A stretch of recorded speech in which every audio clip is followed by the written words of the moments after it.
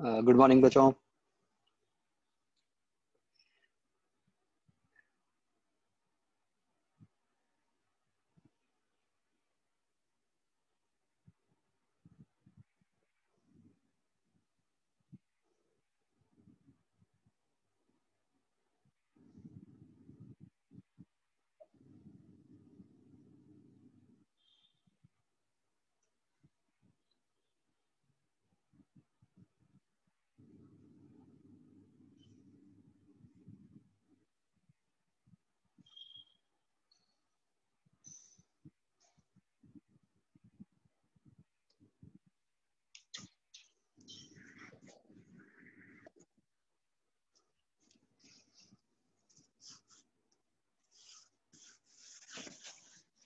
तो बच्चों आज फिर फाइनली हो ही रहा है जेई मेंस। मतलब तुम्हारा नंबर भी अब आ ही जाएगा।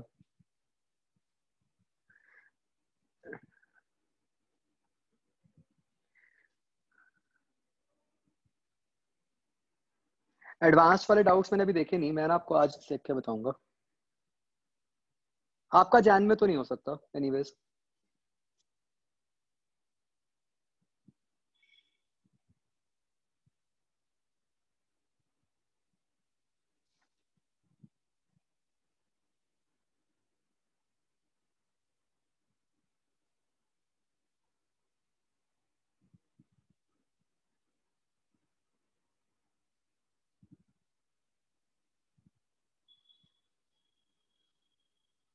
नहीं, ऐसा ऑफिशियली कोई न्यूज नहीं आई, but practically I don't think it's possible to conduct it in जनवरी।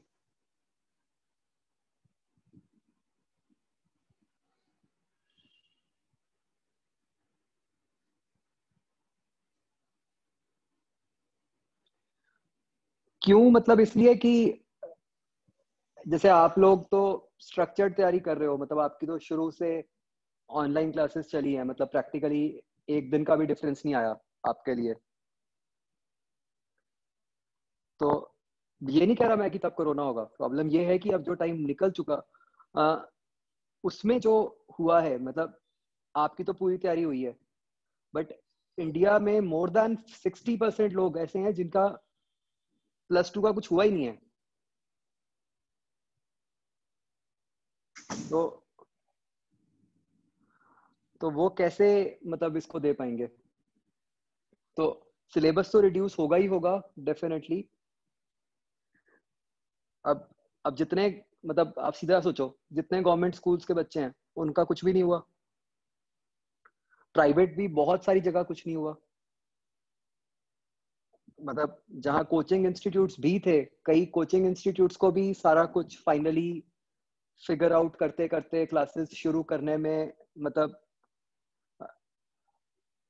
मई हो गई थी।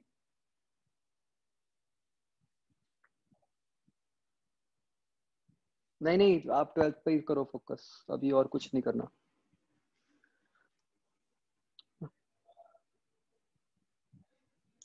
तो मतलब जब वो सारे फैक्टर्स आएंगे, मतलब जनवरी में, तो मुझे नहीं लग रहा कि कर पाएंगे।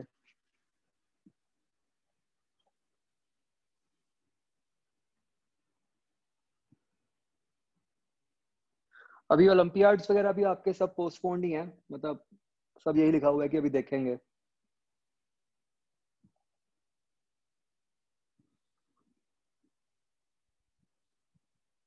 नहीं, ओलंपियाड्स का तो अभी यही लिखा हुआ है, पता नहीं कोई डेट दी हुई है उन्हें, दिसंबर वगैरह।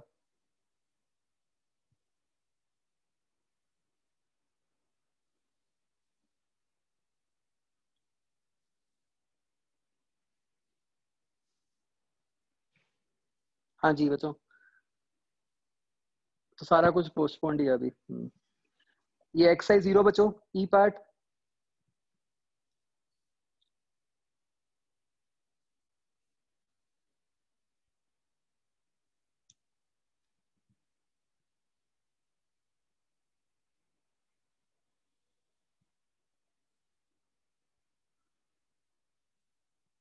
बच्चों डाउट होना चाहिए एक ई पार्ट में।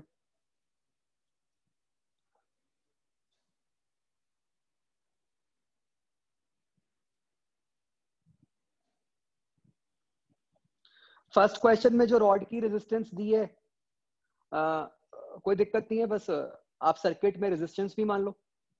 भाई नॉर्मली आप रॉड को सिर्फ बैटरी से रिप्लेस कर रहे थे, अब आप बैटरी की जगह मतलब मतलब नॉन आइडियल बैटरी से रिप्लेस करोगे, बैटरी अलोंग विद रेजिस्टेंस। बस बाकी तो सारा कुछ वैसे ही सॉल्व करना है।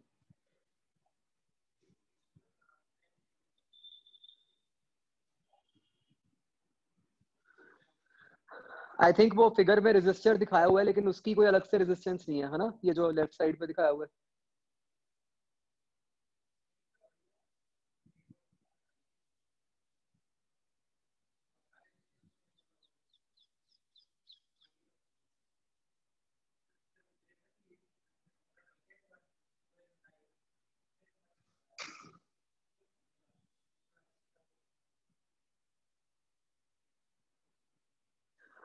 हाँ तो वो आई थिंक उसको इग्नोर ही करना होगा, इसको इग्नोर करके ही आ रहा होगा आंसर, है ना।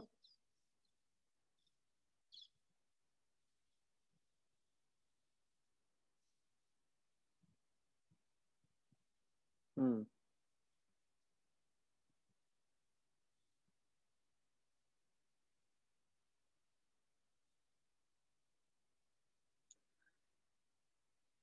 हाँ जी, सेकंड क्वेश्चन देखो बच्चों।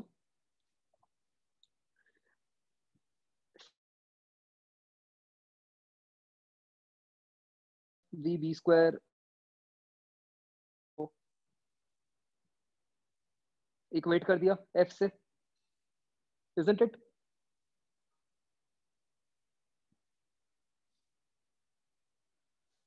बोलो भाई।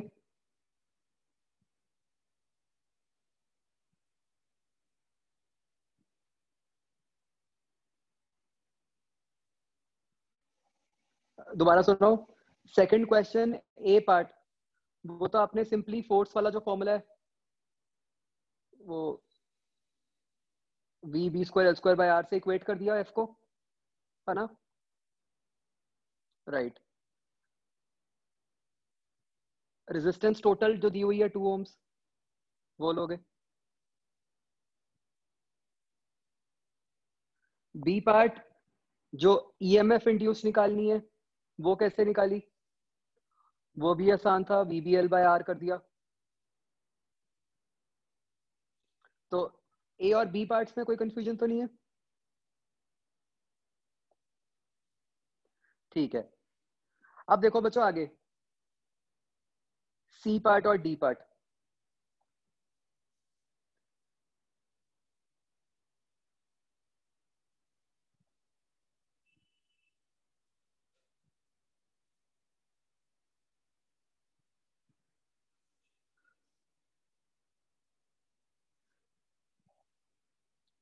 हम इफेक्टिव सर्किट बनाते हैं, बताओ ईएमएफ कौन कौन से पार्ट में आएगी इस रेक्टेंगुलर लूप के।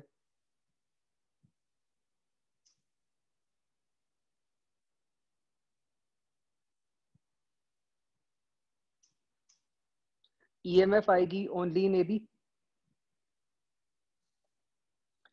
और ये आ गई V into B into 8, right. मैं L नहीं लिख रहा क्योंकि वो हम लेंथ से ना कंफ्यूज कर दें, हमें तो विड्थ से मतलब है। तो क्योंकि सिर्फ इसी में क्यों आ रही है, CD पार्ट तो मैग्नेटिक फील्ड के अंदर ही नहीं है।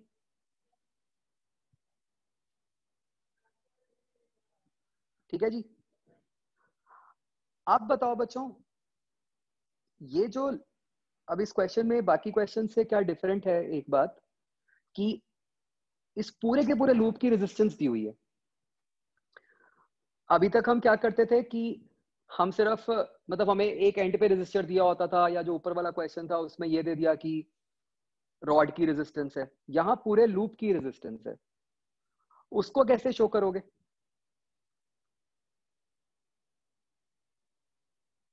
तो वो हमें रेजिस्टेंस पर यूनिट लेंथ लेकर, यूनिटरी मेथड, पूरे लूप की लेंथ है 80,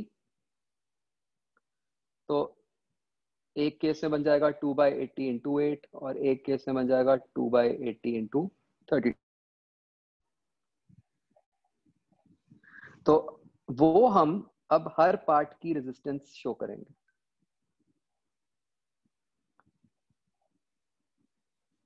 तो आई थिंक ये वाली आ गई 0.2 और ये आ गई ऊपर और नीचे वाली 0.8। सही है।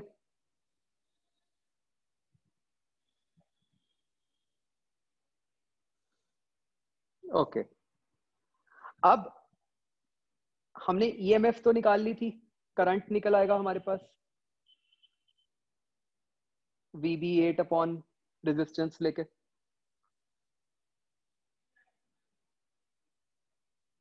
ठीक है, तो अब ये आपके पास एक सर्किट बन गया। अब आप कोई भी दो पॉइंट्स के बीच में पोटेंशियल डिफरेंस कैसे निकालोगे? वही स्टैंडर्ड किरचॉफ। तो VA plus E minus IR is equal to VB।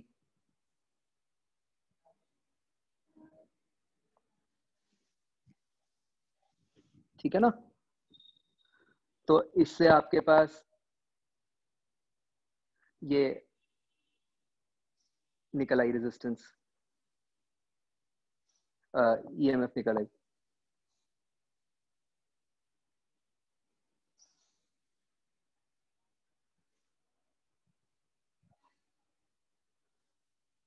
अब लाइकवाइज इससे आंसर ठीक आएगा। E माइनस IR करना है आपको बेसिकली।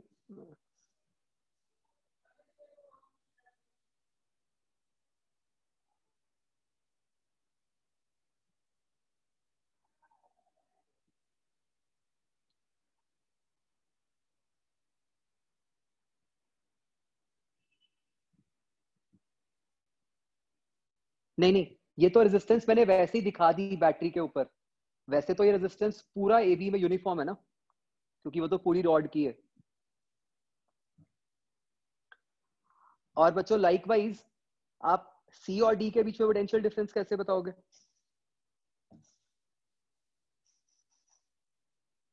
IR।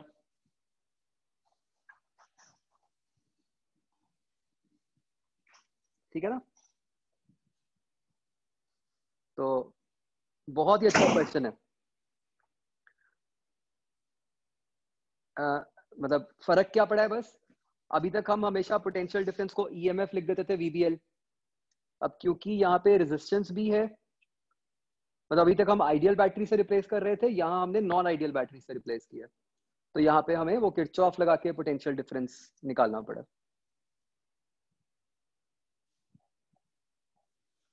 ठीक है जी, बाकी तो आसानी है। थर्ड क्वेश्चन तो हमने डिस्कस कर ही लिया था ना क्लास में।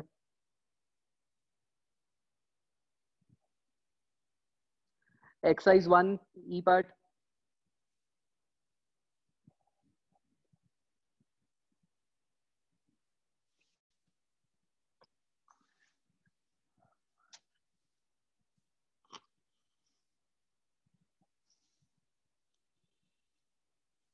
ओके, मैंने 3A भी बोला था ना।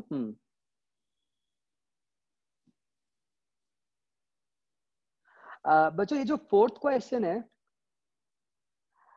ये फोर्थ क्वेश्चन मतलब लॉजिकली सोच के तो हो रहा है कि हाँ भाई वैसा कुछ ही हो रहा होगा कि एनर्जी कंजर्वेशन के हिसाब से बार मैग्नेट की स्पीड बढ़ती नहीं रहनी चाहिए। तो जो पिछले वाले केसेस हैं उसके हिसाब से हम आइडिया लगा के बोल सकते हैं।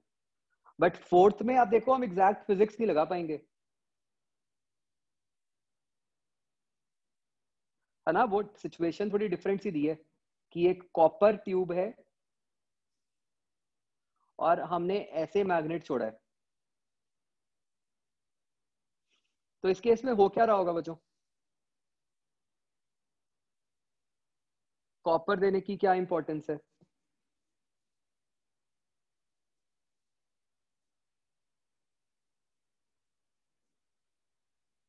कंडक्टिंग है। तो होगा क्या कि जब बार मैग्नेट इसके थ्रू पास कर रहा होगा तो जो कॉपर की ट्यूब है उसके अंदर अगर हम लूप्स बनाएं, उनके अक्रॉस मैग्नेटिक फील्ड चेंज हो रही होगी, तो उसके अंदर करंट प्रोड्यूस होगा कॉपर के अंदर। ठीक है, तो बेसिकली क्या हो रहा है कि एक तरह से जो बार मैग्नेट की काइनेटिक एनर्जी है वो कॉपर ट्यूब के अंदर हीट एनर्जी की फॉर्म में कन्वर्ट होती जा रही है। तो इसलिए ऐसा हो जाएगा कि कुछ देर के बाद, देखो बच्चों, एक माइंड में ये डाउट आ सकता है कि क्या वो रुक जाएगा? क्या फाइनली ऐसा हो सकता है कि वो बार मैग्नेट रुक जाए हवा में?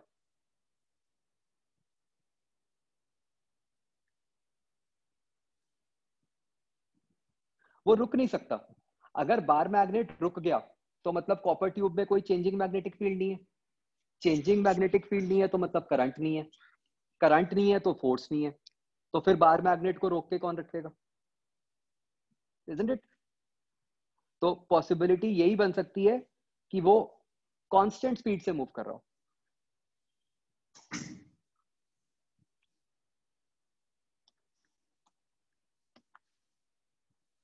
हाँ, जब फोर्स बैलेंस होएगी तो कांस्टेंट स्पीड हो जाएगी ना, जैसे हमने पहले वाले केसेस भी किए थे।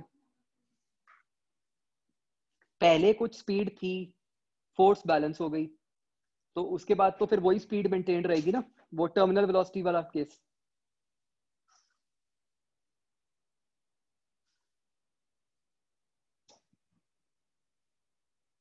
यस, फोर्स लगेगी तभी तो मैग्नेट स्लो हुआ, मतलब कि उसकी स्पीड कांस्टेंट हुई।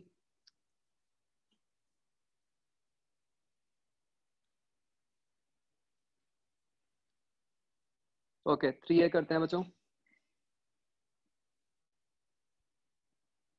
सर यस, सर कॉपर से क्या फर्क पड़ा है, समझ नहीं आया, बता दो बस। कॉपर से ये फर्क पड़ा है कि कॉपर कंडक्टिंग है तो उसके अंदर करंट प्रोड्यूस हो सकता है। यहाँ पे मान लो आप कॉपर की जगह प्लास्टिक की ट्यूब ले लेते तो उसके अंदर तो करंट प्रोड्यूस ही ना होता। तो अगर हाँ जी करंट सर। प्रोड्यूस ना होता तो बार मैग्नेट के ऊपर कोई फोर्स ना लगती, और अगर फोर्स नहीं लगेगी तो फिर मतलब बार मैग्नेट पे कोई इफेक्ट नहीं होगा। ठीक।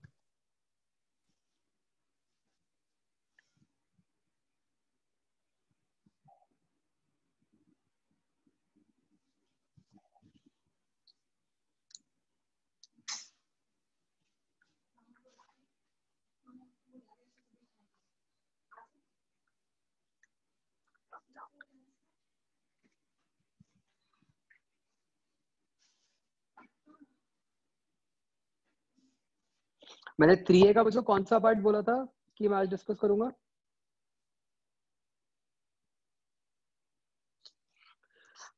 बच्चों ये ना याद रखना, कोई 7th क्वेश्चन, उसमें मैंने आपको एक बात बताई थी ना, कुछ ख्याल है?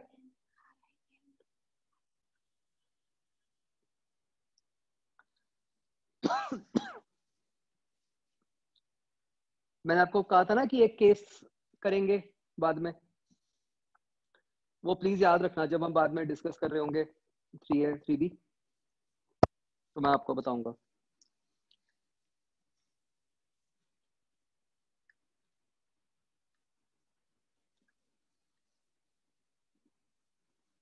हाँ जी बच्चों, इसका सी पार्ट बताओ।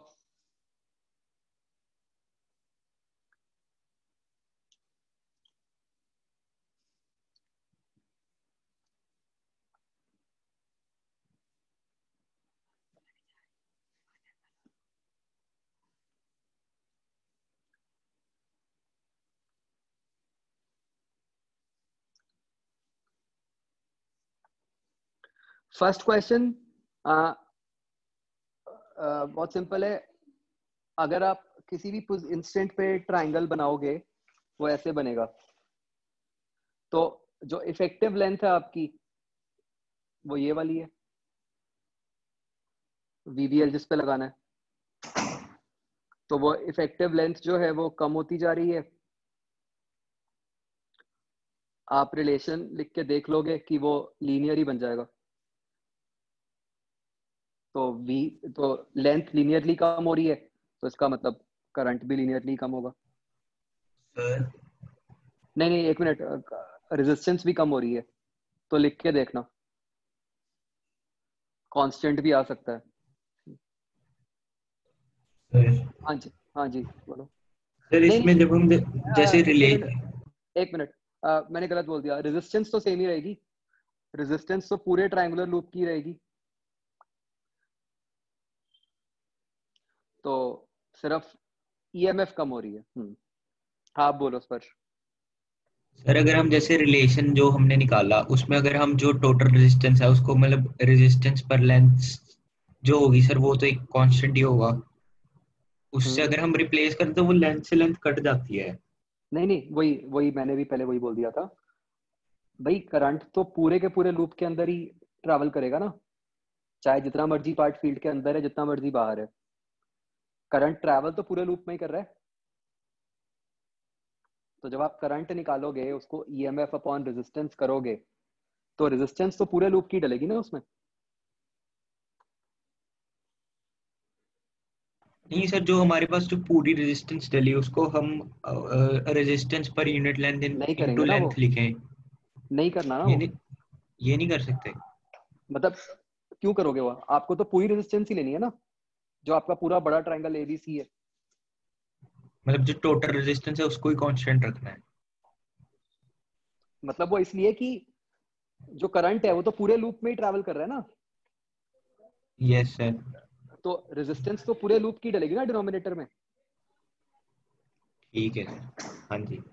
हाँ,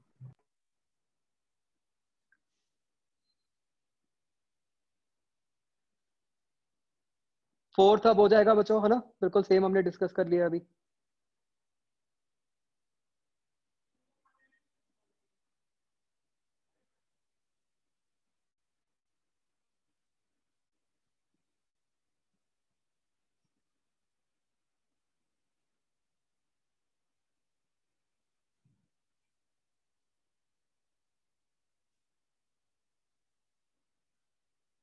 और कोई इसमें,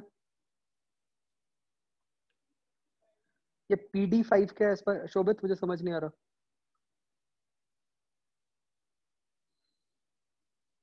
अच्छा रुको, पहले ये पार्ट खत्म करो।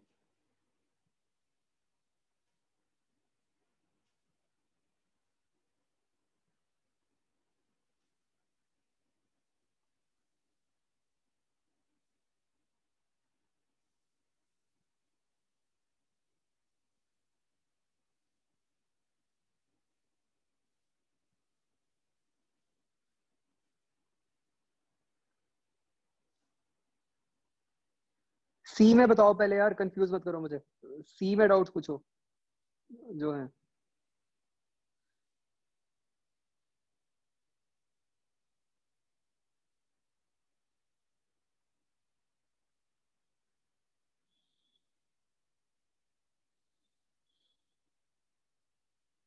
नाइन्थ क्वेश्चन, उसका सी पार्ट है जैसे, तो जैसे इसमें कहा है T=22, स्पीड है 1 सेंटीमीटर पर सेकेंड, तो 22 पे वो एग्जिट कर रहा होगा फील्ड को, कुछ ऐसा होगा।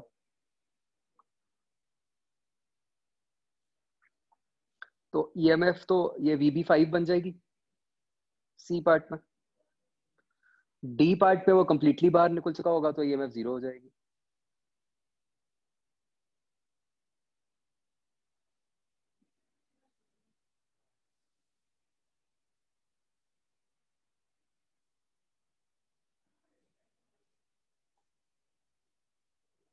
T=30 लिमिटिंग बन रहा है क्या?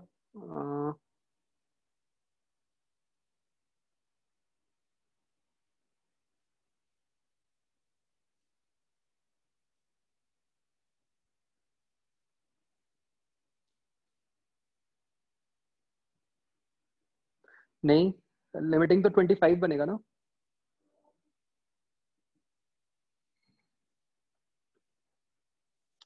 तो बच्चों लिमिटिंग पे नहीं पूछेंगे आपसे, ठीक है, मतलब वो वैसे भी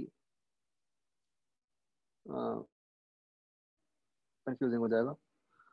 जो 10th पार्ट है वो लंबा है, मतलब वो आपको सारे केसेस बनाने पड़ेंगे। सारे तो क्या, मतलब 2 केस बनेंगे, एक एंटरिंग वाला और एक एग्जिट वाला।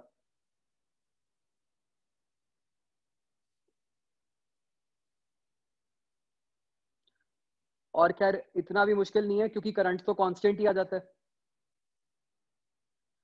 जब एंटर कर रहा है तो वाला तो करंट आपको पता है कितना आएगा, कांस्टेंट निकल आएगा VBL/R करके।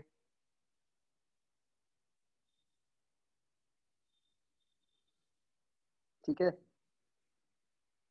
तो आ, बस आप क्या करोगे फिर, I²R/T। तो एंटरिंग का I²R/T और एग्जिटिंग का I²R/T, उन दोनों को ऐड कर दोगे, उसका आंसर निकल आएगा।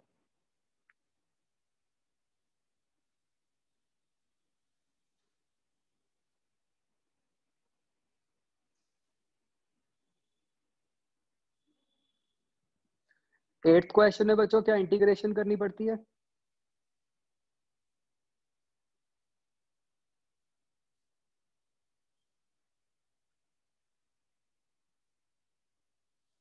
नहीं करनी पड़ेगी, इधर को जा रहा है loop, correct. Magnetic field is out of plane,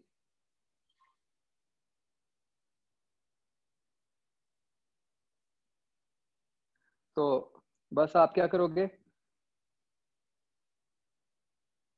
आपके एक इस ब्रांच में बनेगी, एक इसमें बनेगी, दोनों का VBL लिख लोगे, उसको सब्ट्रैक्ट कर दोगे, उससे नेट आ जाएगा।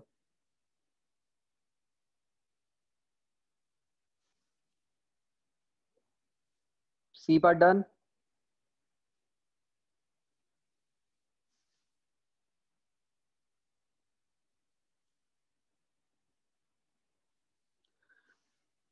इलेवेंथ ट्राई करो, होना चाहिए, आसान है बिल्कुल।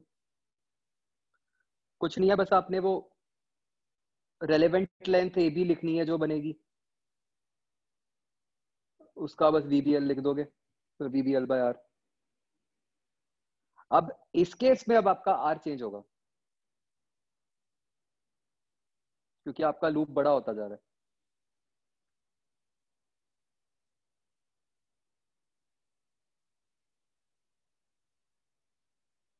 तो आप बस क्या करो, आपको कोई भी लेंथ, ये X मान लो, तो आप उस X के करस्पॉन्डिंग ये वाली लेंथ निकाल सकते हो ना, ये एंगल अल्फा बन गया। तो ये जो आपकी काम की लेंथ AB है, वो क्या बन गई, 2x tan अल्फा। फिर वो उसको जब डिफरेंशिएट करोगे तो वो dx/dt आ जाएगा।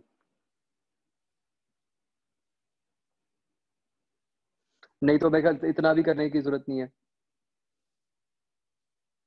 मतलब सीधा ही किसी भी इंस्टेंट पे AB कुछ मान लो।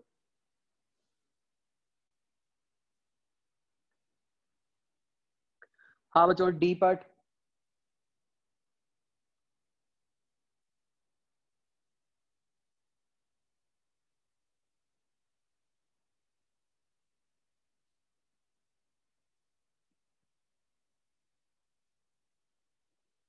फोर्थ के आंसर में बच्चों कोई इशू है?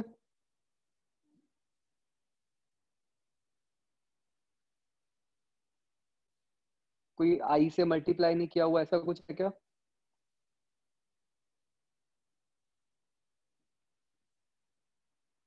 L से?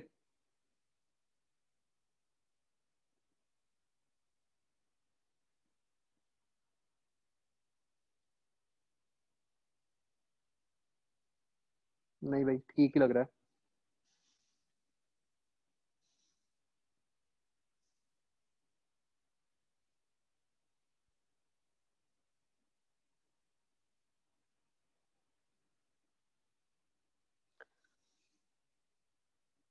श्रेयत, तुमने होमवर्क किया होगा ये वाला?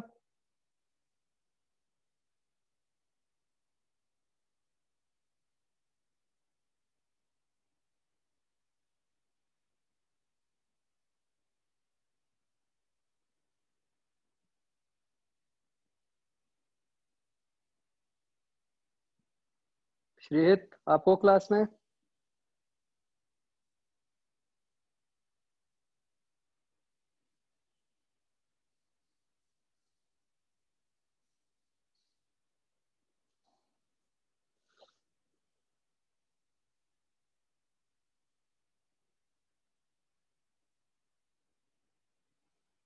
भाई मैं क्लास से निकाल दूंगा अगली बार अगर ऐसा हुआ तो।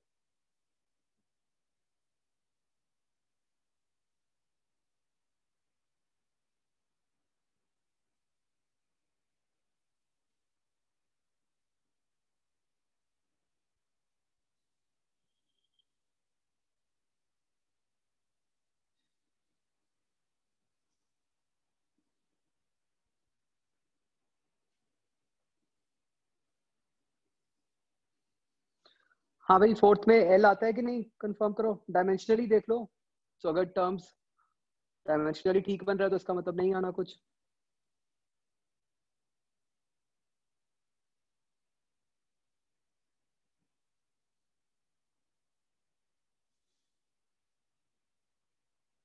ठीक दिया हुआ है आंसर।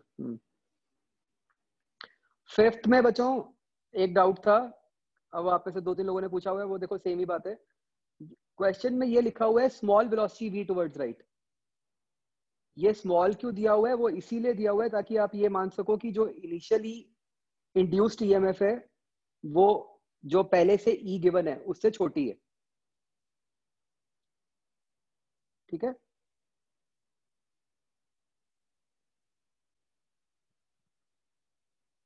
आगे बच्चों।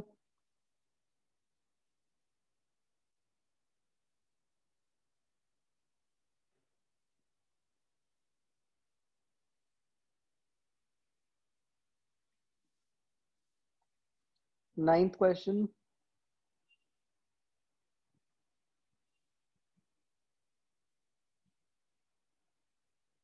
तो यहाँ फोर्स एफ कांस्टेंट लग रही है।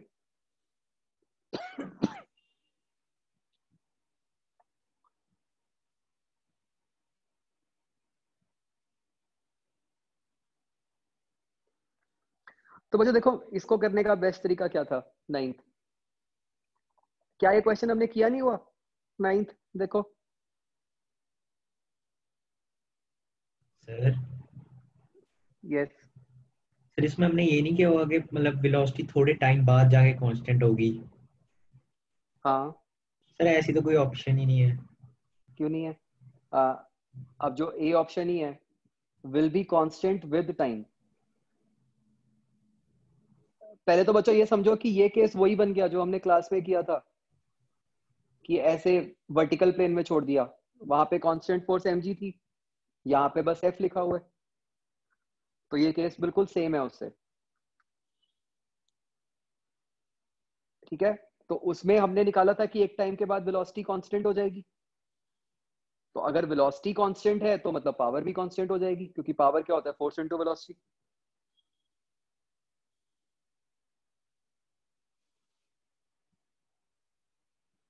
तो ए ऑप्शन ठीक हो गई।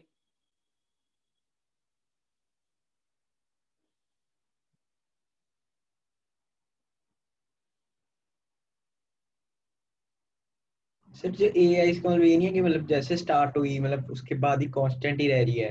नहीं नहीं, थोड़ा सा लैंग्वेज में गड़बड़ है, बट बाकी ऑप्शंस पढ़ के फिर बिल्कुल क्लियर हो जाता है कि उसका मतलब है कि कुछ टाइम के बाद वो कांस्टेंट हो गई।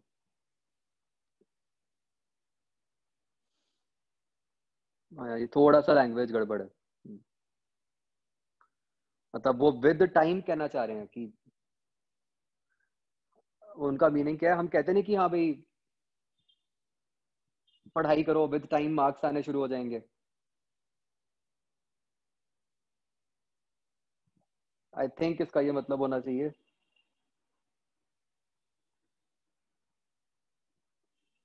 आंसर डी दिया है। डी बनेगा क्या? रेट ऑफ, अच्छा अच्छा, मैंने देखा नहीं था। डी में रेट ऑफ पावर की बात हो रही है।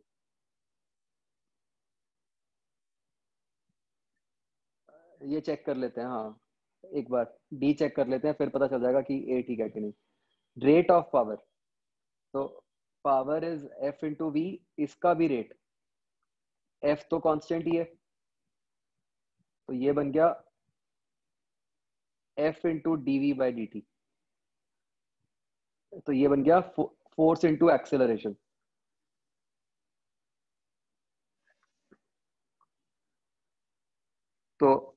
फोर्स तो कांस्टेंट है और एक्सेलरेशन धीरे धीरे कम हो रही है, क्योंकि फाइनली तो एक्सेलरेशन 0 ही हो गई, राइट? हाँ, तो डी सही हो गया। तो फिर ए नहीं करेंगे हम, क्योंकि ए में लिखा होना चाहिए था आफ्टर लार्ज टाइम, है ना? और सर हम्म सर कांस्टेंट तो हो गई, पर कांस्टेंट भी मतलब जो रिजल्ट आया था वो तो t इक्वल टू इन्फिनिटी पे आया था सर। हाँ एग्जैक्टली वही मैं कह रहा हूँ कि वो लिखा होना चाहिए था फिर ए ऑप्शन में, कि भाई अगर कांस्टेंट है या तो ये लिखा होता है कि आफ्टर लॉन्ग टाइम, क्योंकि वो नहीं लिखा इसलिए हम ए को करेक्ट नहीं कर सकते। सर मल्टीपल में ए को करेक्ट मानेंगे? ना,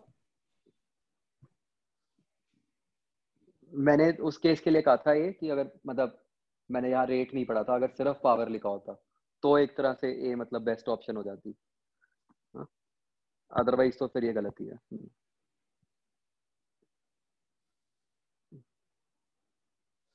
आगे बचो।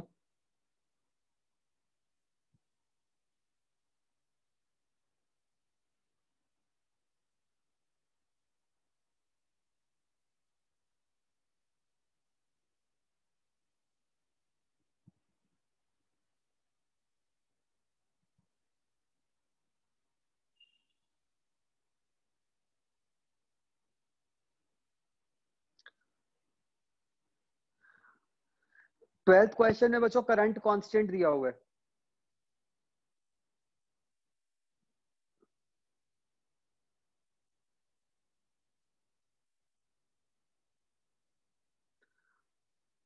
तो अगर करंट कांस्टेंट है और उसका मैग्नीट्यूड नहीं दिया हुआ, तो उससे ये तो पक्का है कि उसके ऊपर जो फोर्स लगेगी वो कांस्टेंट लगेगी। तो कांस्टेंट फोर्स एफ है और एक एम जी है। तो अब डिपेंडिंग अपॉन कि एफ बड़ा है या छोटा है, एक्सेलरेशन ऊपर को भी आ सकती है, नीचे को भी आ सकती है। Sir yes. सर जब रॉड जैसे मूव करेगी तो एक एक्स्ट्रा करंट भी तो आएगा। नहीं नहीं, वही तो इसका मतलब है ना कि ये जो सोर्स है वो अपने आप इंश्योर करेगा कि भाई करंट कांस्टेंट रहे। अगर कोई एक्स्ट्रा करंट आ रहा है तो वो अपना करंट कम कर लेगा या कुछ भी करेगा, ज्यादा कर लेगा, वो सर्किट के अंदर कांस्टेंट करंट इंश्योर करेगा।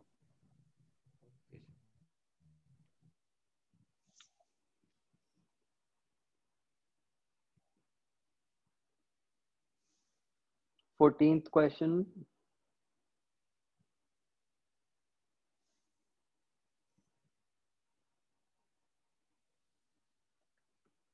बेसिकली बार मैग्नेट के कारण ऐसे फील्ड आ गई नीचे को।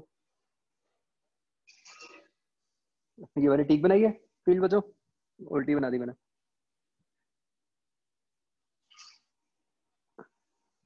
क्या ठीक नहीं? अच्छा ठीक है, ठीक, कुछ नहीं। नॉर्थ टू साउथ ही है। मैं एकदम मैं उससे मिक्स कर गया था कि बार मैग्नेट के अंदर वैसा कुछ नहीं है, ये तो दो अलग अलग पोल्स हैं, पीसेज हैं, नॉर्थ पोल साउथ पोल। तो field lines will be from north to south.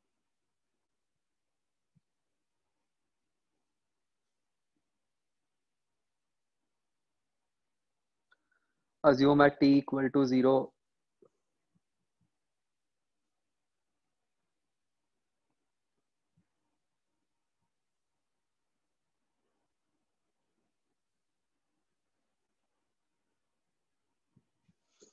बच्चों इस बात की क्लैरिटी होनी चाहिए कि लूप को हम किधर को पुल कर रहे हैं, मतलब इधर को पुल कर रहे हैं और टुवर्ड्स राइट या इधर को, क्योंकि डायमेंशन अलग अलग दी हुई हैं।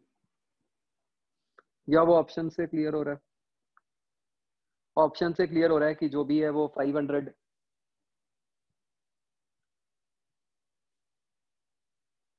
माइक्रो सेकंड के हिसाब से लेंथ निकाल लेते हैं, क्या बनेगी,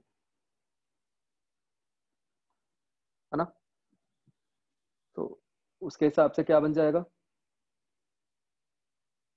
500 माइक्रो सेकेंड इंटू 20 मीटर्स पर सेकेंड। इसको सेंटीमीटर में कन्वर्ट कर देते हैं, 100।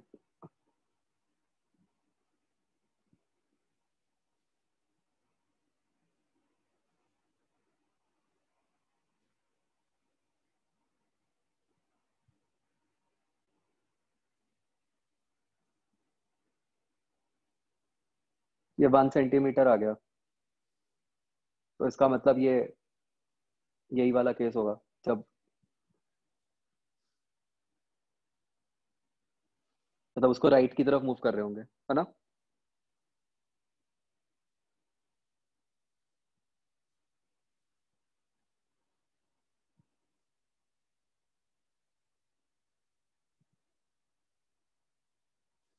तो लेफ्ट टू राइट बोलो, राइट टू लेफ्ट बोलो, उससे कोई फर्क नहीं पड़ेगा।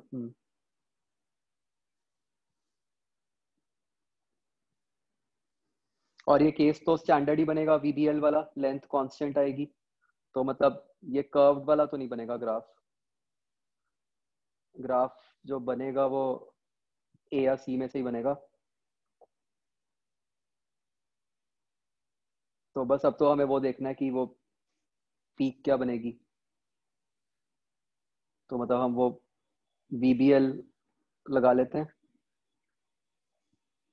तो अब उसमें जो एल आएगा वो कितना आएगा, ये वाला 2 सेंटीमीटर।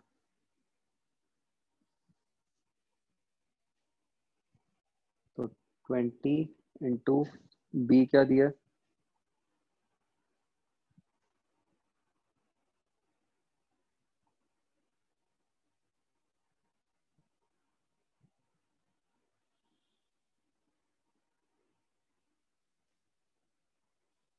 अच्छा, answer is in terms of B.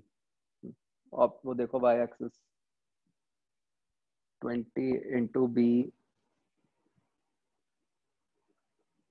Into 2 centimetre, तो 0.4 बी। तो फिर ए आएगा बच्चों।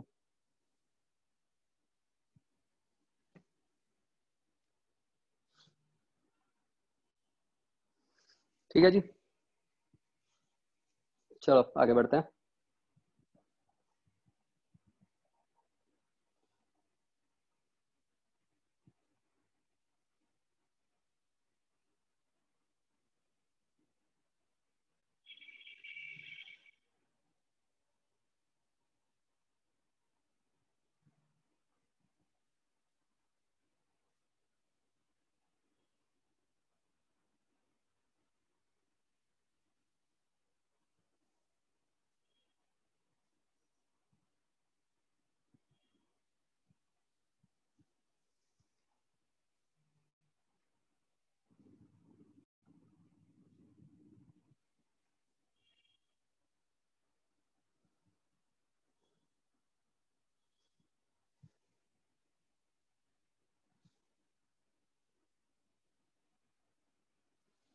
नहीं, एसी जनरेटर अभी आगे आएगा, हम तब करेंगे।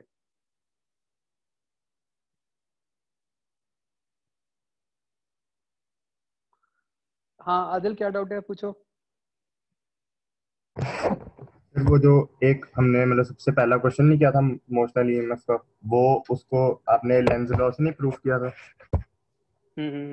वो प्रूविंग द्वारा बता दो।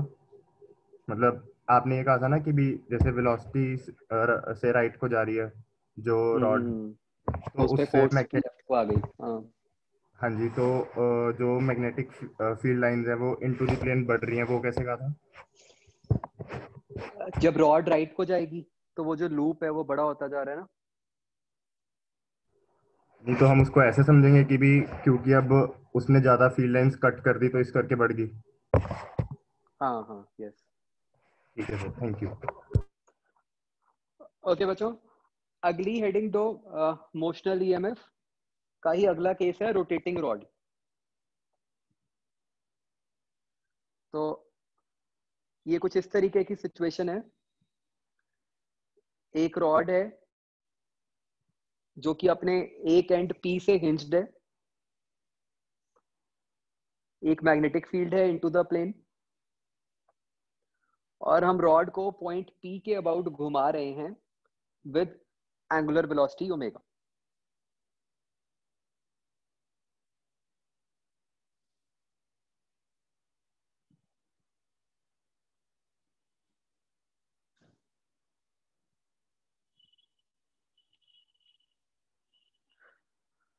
अच्छा, वो मैं अलग से भेज दूंगा बच्चों आपको, अगर हम जो मैंने आपको एक क्वेश्चन दिया था जिसमें साथ में रेजिस्टेंस भी लगा दें।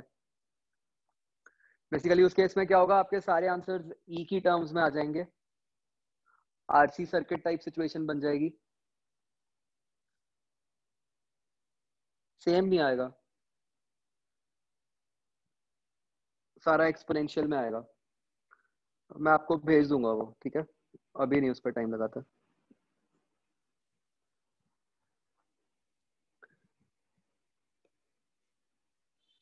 आई थिंक इंटीग्रेट हो जाना चाहिए, क्योंकि आरसी वाली सिचुएशन ही बनेगी, बट आई स्टिल चेक, मतलब मुझे पता नहीं है, क्योंकि इसमें वो मतलब वही है, आपने देखा ही है कि इक्वेशन जैसी मर्जी बन सकती हैं, तो देखना पड़ेगा कि वो इंटीग्रेट हो सकता है कि नहीं।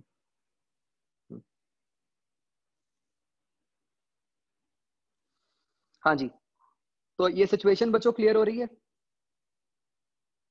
जो हमारा फर्स्ट चेक है, क्या इस केस में फील्ड लाइंस कट हो रही हैं बच्चों?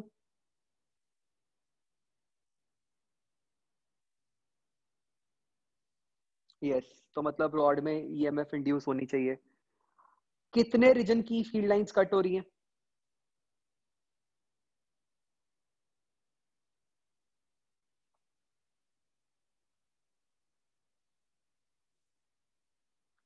एल है ना, फिगर के हिसाब से, मतलब पाई एल स्क्वायर रीजन हो गया ना, जिसकी फील्ड लाइंस कट हो जाएंगी।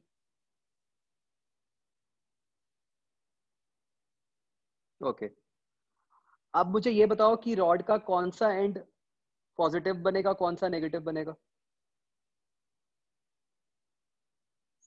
वी तो मैंने ऐसे ही किसी भी एक पॉइंट पे वेलोसिटी दिखा दी।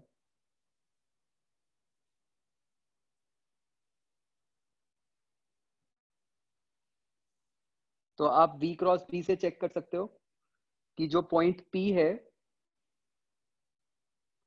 वो पॉजिटिव बनेगा, राइट?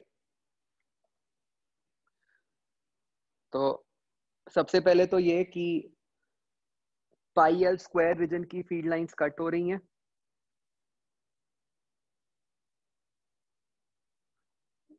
तो ईएमएफ तो इंड्यूस होएगी। दूसरा केस ये भी हो गया कि अभी वाली सिचुएशन जैसे हमने बनाई है, उसमें पी जो है वो पॉजिटिव पोटेंशियल पे हो गया।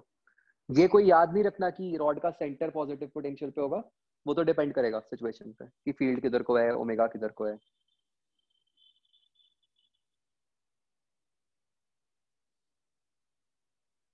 राइट?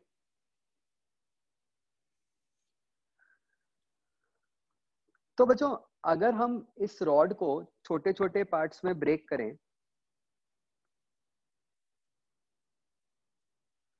तो क्या हर पार्ट की वेलोसिटी अलग अलग बनेगी?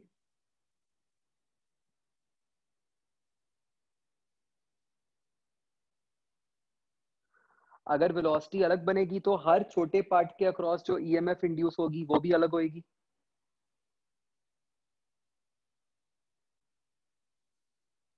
ठीक है, तो इस कंसेप्ट को यूज करते हुए आप बताओ कि इस प्रेजेंट सिचुएशन में पी और क्यू के बीच में कितना ईएमएफ होगी?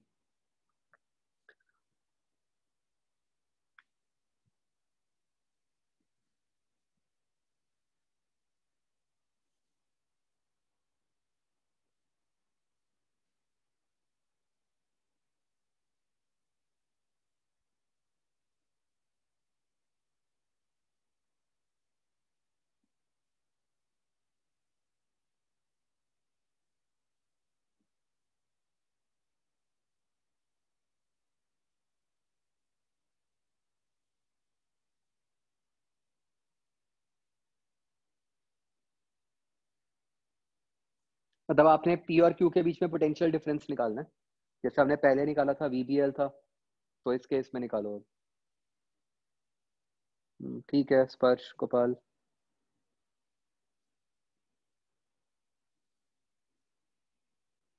मानिक शोभित उदय, ठीक है। अलंकृत, ठीक है।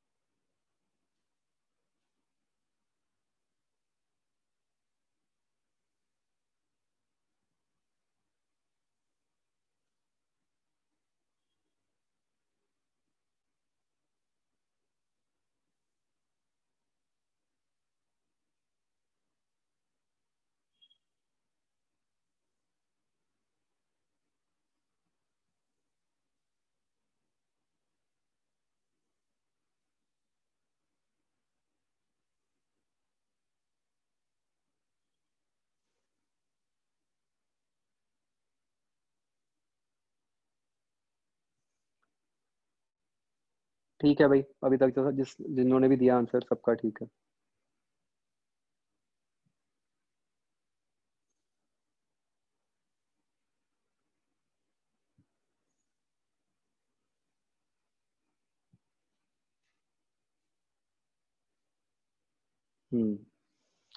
आई थिंक सब समझ गए हैं, बिल्कुल सिंपल सही केस है।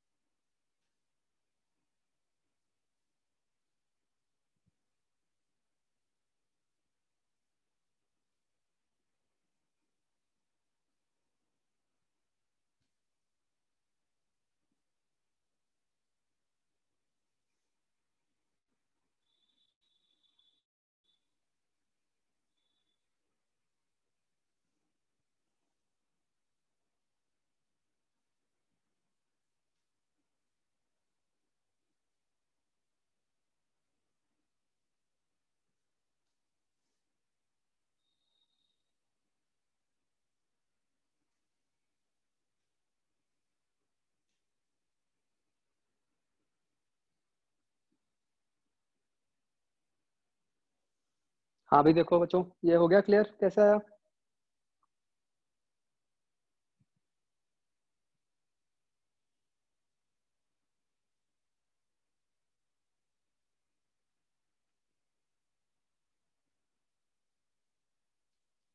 तो ये दो केसेस बच्चों हमें याद रखने होते हैं। एक केस हो गया वो सिंपल रॉड ट्रांसलेशन वाला, और एक केस हो गया रोटेशन वाला।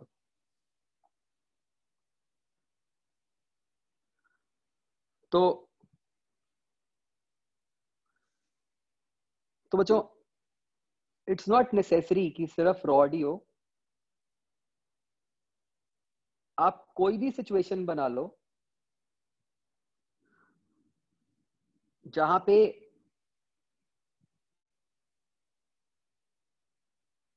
मतलब जो कंडीशन क्या है कि जो एरिया कट होना चाहिए, अगर आपका एरिया कट एक सर्कुलर रीजन में हो रहा है ऑफ रेडियस आर, ठीक है, वो एरिया चाहे डिस्क से कट हो रहा हो, चाहे सेमी सर्कल से कट हो रहा हो, चाहे सेक्टर से हो रहा हो, चाहे कोई भी आर्बिटरी शेप से हो रहा हो, एज लॉन्ग एज आपका area pi R square cut हो रहा है, तो जो पोटेंशियल डिफरेंस होगा, जो ईएमएफ होएगी, वो half B omega R square होगी।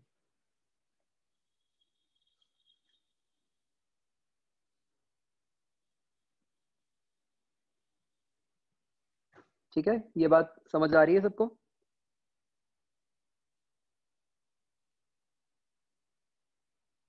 नहीं, हम कर तभी सकते हैं अगर सर्कल में कट हो रहा है, और केस में नहीं हम बता सकते। सर दोबारा से बताना, समझ नहीं आया। मतलब जैसे मैंने मान लो 3 फिगर बनाए हुए हैं आपके सामने, तीनों केसेस में जो जितने एरिया की फील्ड लाइंस कट हो रही हैं, वो एक सर्कल है जिसका रेडियस आर है। तीनों केसेस में हम सेंटर के अबाउट घुमा रहे हैं। हाँ जी। तो जो फील्ड लाइंस कट हो रही हैं, वो एक एरिया ऑफ सर्कल आर की कट हो रही है। हाँ जी। तो वो सेंटर और एंड पॉइंट के बीच में जो ईएमएफ आएगी, वो हमेशा half B omega R square की आएगी।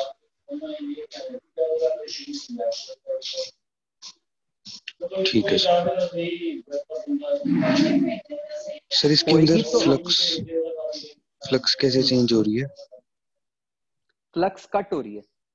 ये जो हमारी बॉडी है, उसकी मोशन के कारण flux cut, field lines cut हो रही है। ठीक है सर।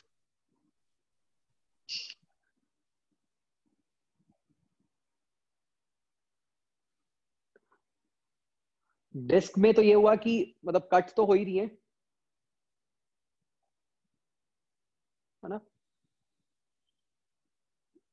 मतलब ये कह लो कि डिस्क को रखते सारी कट हो गई।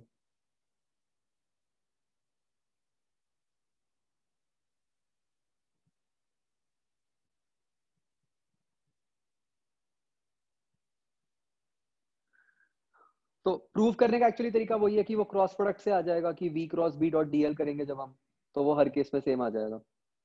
ठीक है, तो वो रिक्वायर्ड, मतलब ये बात वही है जैसे हमने पहले ट्रांसलेशन में समझा था ना कि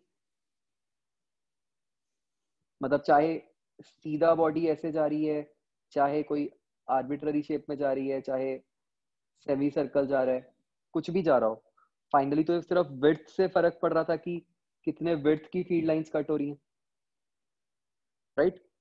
ऐसे ही इस केस में भी हमें किससे फर्क पड़ रहा है कि कितने रेडियस की फील्ड लाइंस कट हो रही हैं।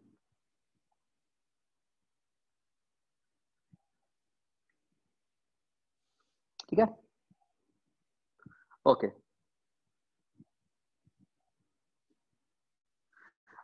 एब्सोल्युटली, आप ये भी कर सकते हो कि इसको बहुत सारी रॉड्स में ब्रेक कर दो और वो सारी रॉड्स पैरेलल में ही है, तो हर रॉड के अक्रॉस ईएमएफ तो सेम ही आएगी।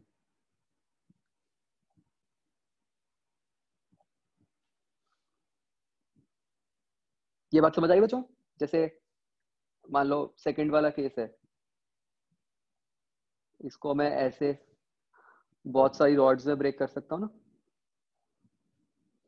और हर रॉड पैरेलल में ही है,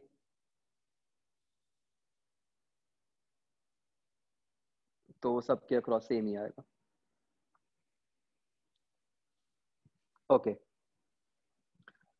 तो बच्चों इसके बेसिस पर ये एग्जांपल ट्राई करो।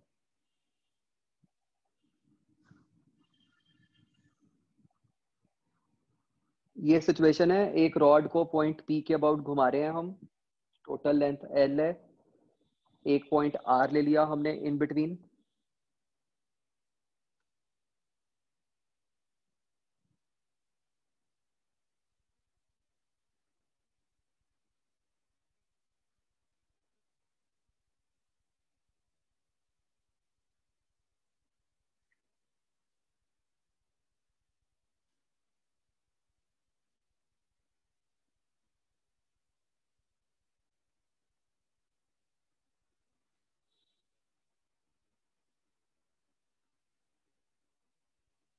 तो आपको बी आर माइनस बी क्यों निकालना है बच्चों विद प्रॉपर साइन?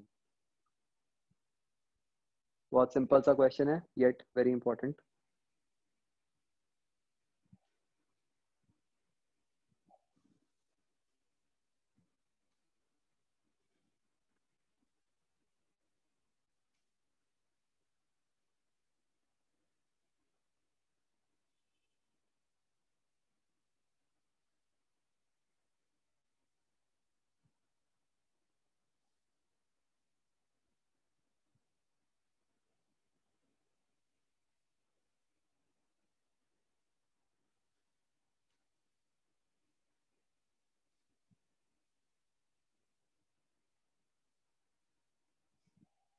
ठीक है अलंकृत, शोभित ठीक है, लक्षिका राम ठीक है, गुड।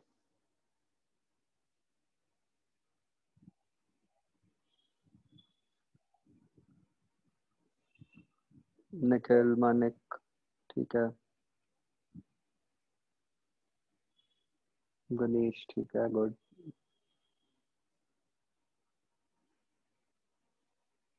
वैभव गलत है,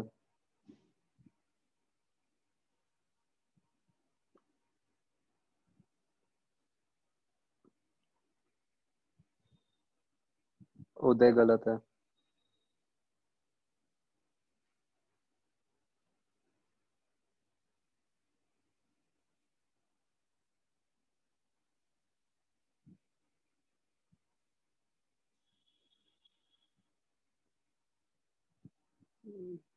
प्रभनूर गलत है, स्पर्श ठीक है, खुशी ठीक है,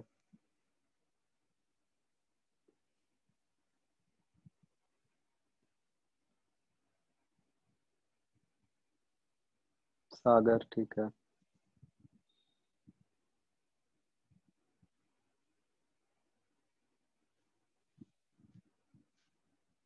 आरुष ठीक है, सोहेल गलत है। इतने आसान में यार कैसे गलती कर सकते हो?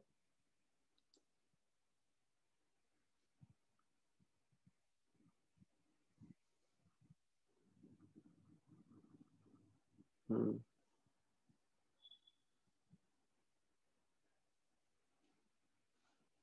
ठीक है जी। राघव, जशन, आशी गलत है।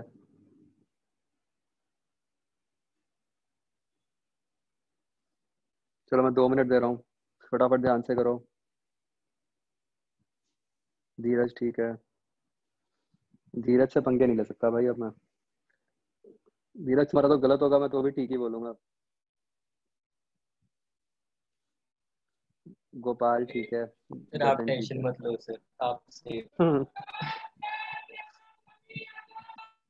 आदिल गलत है। अब नूर, राघव ठीक है।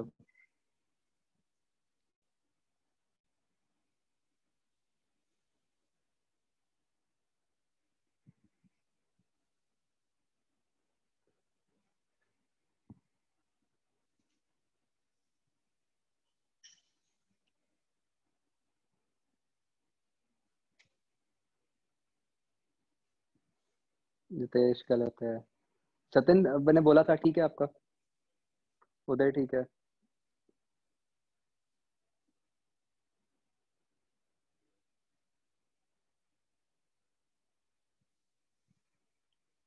हाँ जी, तो बिल्कुल सिंपल है बच्चों। 2 सिचुएशंस में ब्रेक करो। एक केस आप मान लो सिर्फ रॉड पी आर घूम रही है, और एक केस आप मान लो रॉड पी क्यू घूम रही है। तो पी आर रॉड लेंथ हो गई 3L/4, दूसरे केस में तो L है। और हमें देखकर ये पता चल रहा है क्रॉस प्रोडक्ट से कि P हायर पोटेंशियल पे है। तो VP माइनस VR क्या बन गया? Half V omega 9L²/16। उधर से VP माइनस VQ बन गया हाफ V ओमेगा L²। तो यहाँ से आप इन दोनों इक्वेशंस को सब्ट्रैक्ट करके you can find VR minus VQ।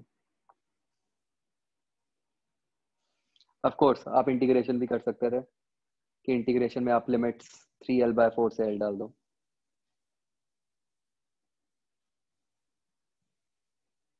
तो 2 मेथड्स हैं, इंटीग्रेशन से कर लो या ऐसे कर लो।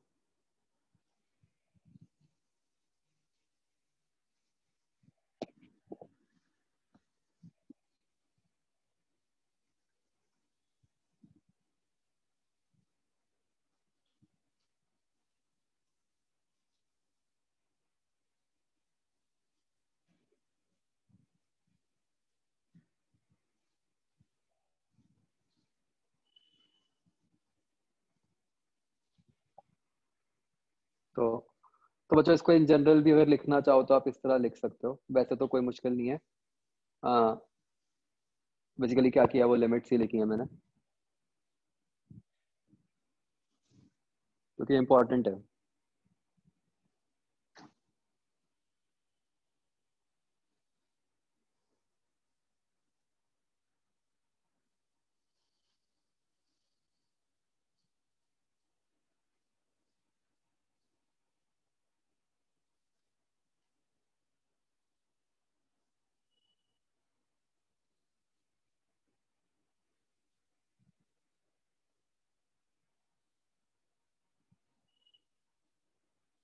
राइट, लिख लिया सबने?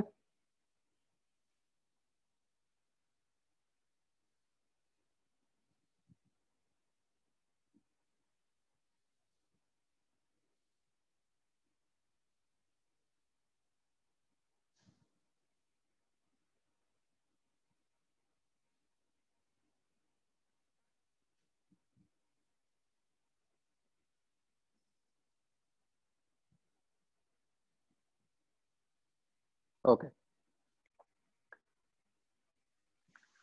चलो आगे बढ़ते हैं।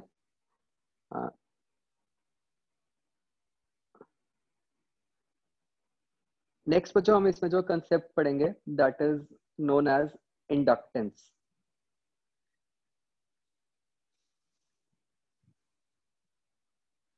तो ये बच्चों अब सर्किट की एक नई प्रॉपर्टी है, just like resistance and capacitance. ठीक है, तो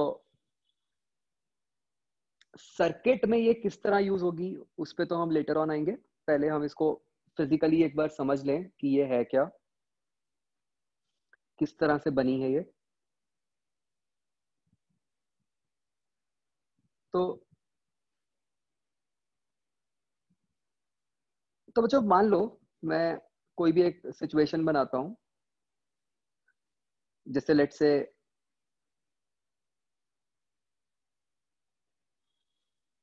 ये करंट कैरिंग वायर है,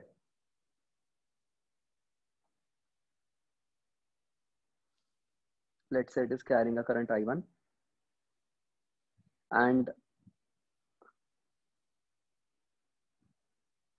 ये मैंने एक लूप ले लिया।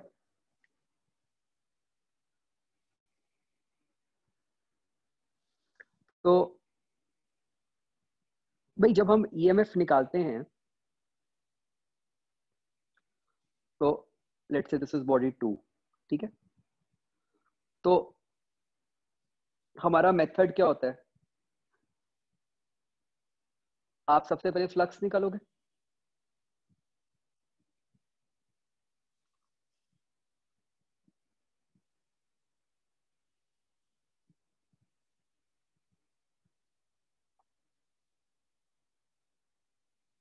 तो बच्चों ये जो फ्लक्स थ्रू 2 होगी,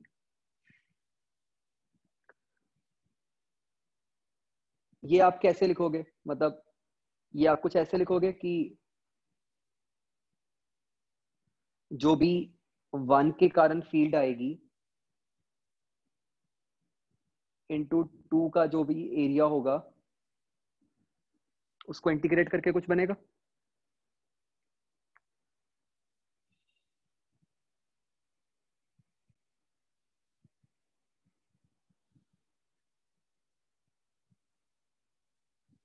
करेक्ट।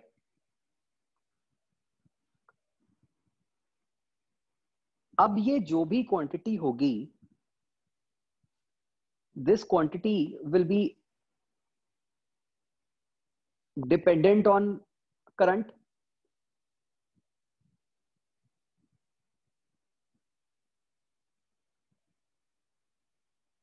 through 1।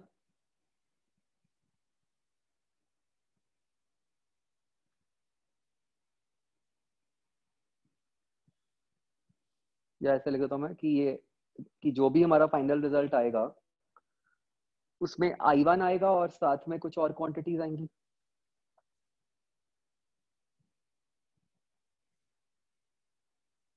राइट। तो बच्चों ये जो क्वांटिटी है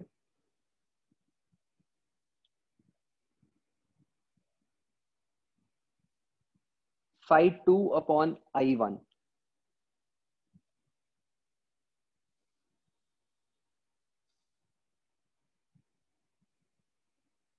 इसको हम कहते हैं एज इंडक्टेंस। एंड आप एक बात बच्चों पर्टिकुलरली देख सकते हो कि इसके न्यूमरेटर में बॉडी 2 है, डिनोमिनेटर में बॉडी 1 है। तो मतलब ये जो आपने टर्म निकालनी है, ये जो रेशियो निकालनी है, इसमें दोनों बॉडीज इन्वॉल्व हो रही हैं। ठीक है, तो मतलब ये जो प्रॉपर्टी है वो दोनों बॉडीज की आपस की प्रॉपर्टी है।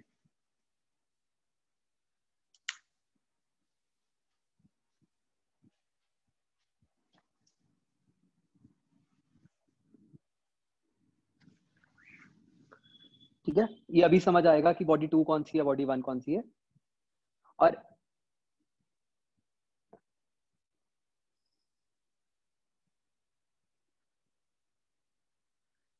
तो इसको हम कहते हैं म्यूचुअल इंडक्टेंस, क्योंकि ये दोनों की आपस की प्रॉपर्टी बन रही है।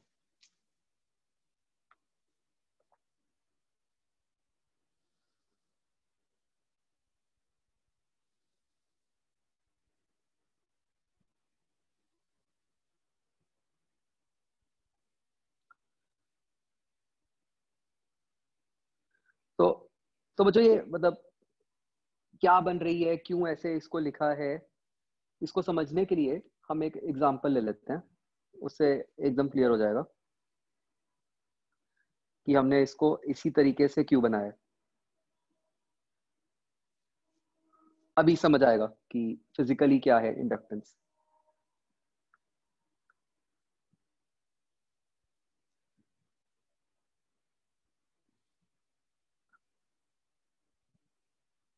लेटेस्ट से बच्चों ये है बॉडी 1,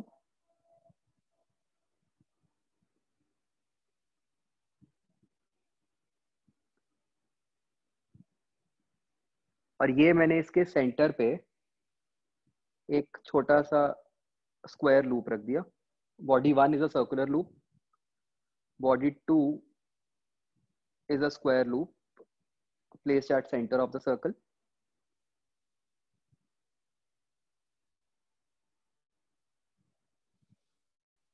A को हम बहुत छोटा मानेंगे R से, ठीक है। तो मान लो इसके अंदर आपने कुछ करंट मान लिया I1,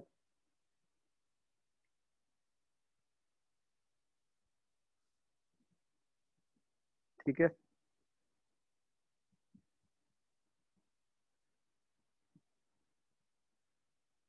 तो अब इसमें ये इंडक्टेंस को बच्चों हम डिनोट करते हैं with the symbol M, mutual inductance को। तो यहाँ पे एक बार निकालो,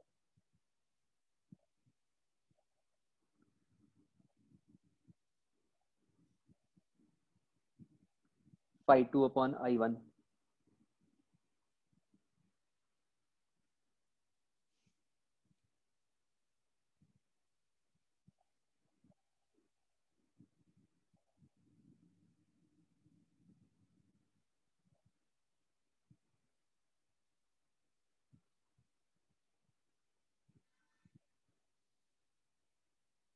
तो ये बच्चों 1 के कारण 2 में से फीड लाइंस किधर को निकल रही होंगी, कैसे जा रही होंगी?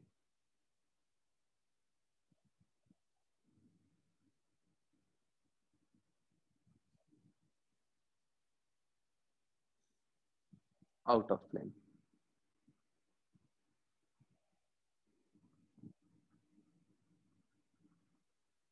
राइट।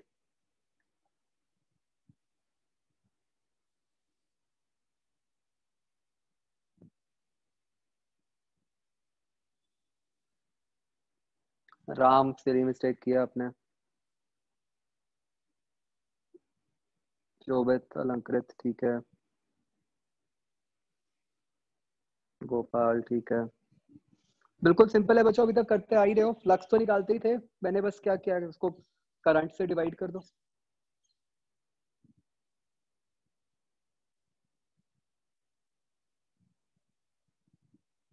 स्पर्श गलत है, बाकियों ने ठीक लिखा है।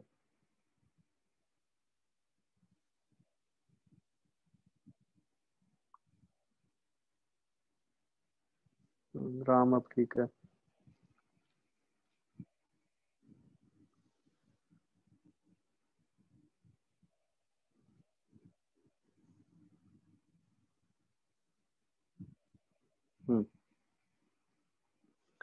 तो भाई फ्लक्स कैसे लिखोगे? जो भी फील्ड बनी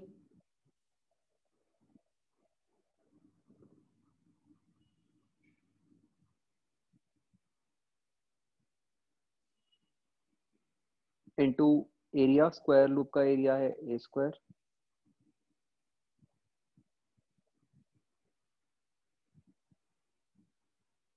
तो अब ये B1 क्या है, सर्कुलर लूप के कारण उसके सेंटर पे फील्ड, और हम इसको अप्रोक्सीमेटली कांस्टेंट मान सकते हैं स्क्वायर के लिए, बिकॉज दिया हुआ है कि स्क्वायर बहुत छोटा सा है। तो वो क्या बन गया, mu naught I1 bye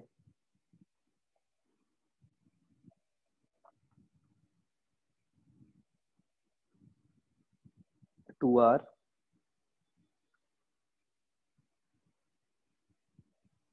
into A square upon I1।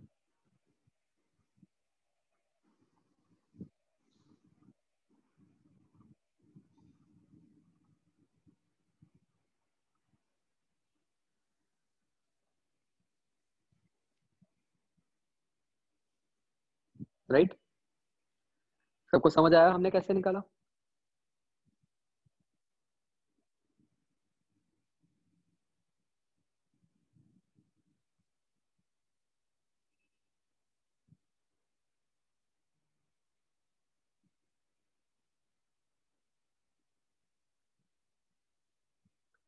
नहीं नहीं, अभी हम समझते हैं कि ये क्या इंडक्टेंस क्या बता रही है हमें। तो ए स्मॉल देने का क्या पर्पज है बच्चों? ताकि आप बी से एंटर वाला ही यूज कर पाओ, अदरवाइज तो बी अलग अलग हो जाएगा ना, अलग पोजीशंस पे। हम्म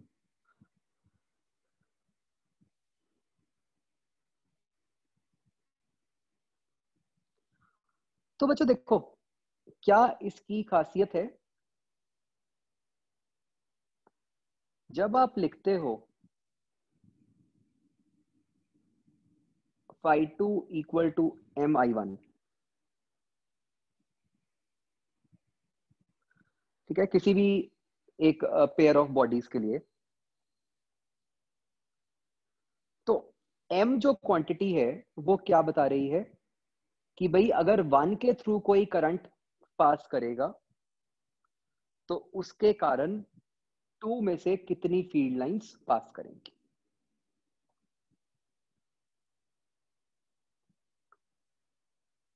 राइट? मतलब जितना किसी सिस्टम के लिए m ज्यादा होगा, उसका क्या मतलब होगा कि उस सिस्टम में एक बॉडी के अंदर करंट फ्लो करने के कारण दूसरे में से ज्यादा फील्ड लाइंस पास कर रही है।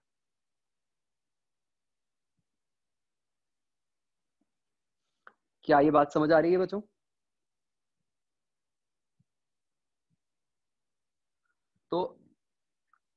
तो ये जो m है, फिजिकली ये क्या बता रहा है कि it is a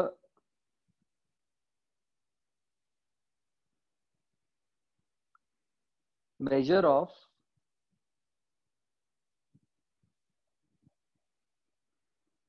how many field lines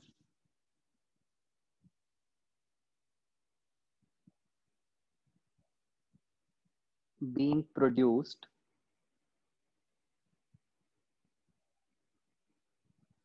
by one body pass through the other body।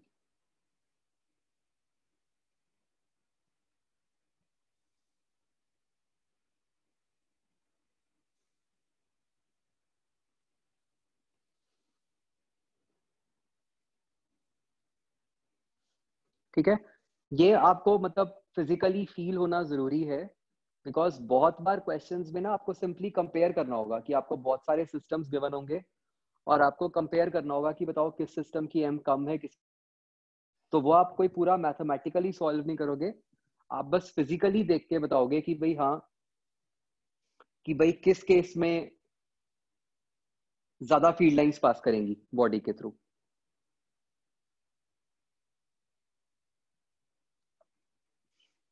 ठीक है, तो ये m की बच्चों देखो खासियत क्या है,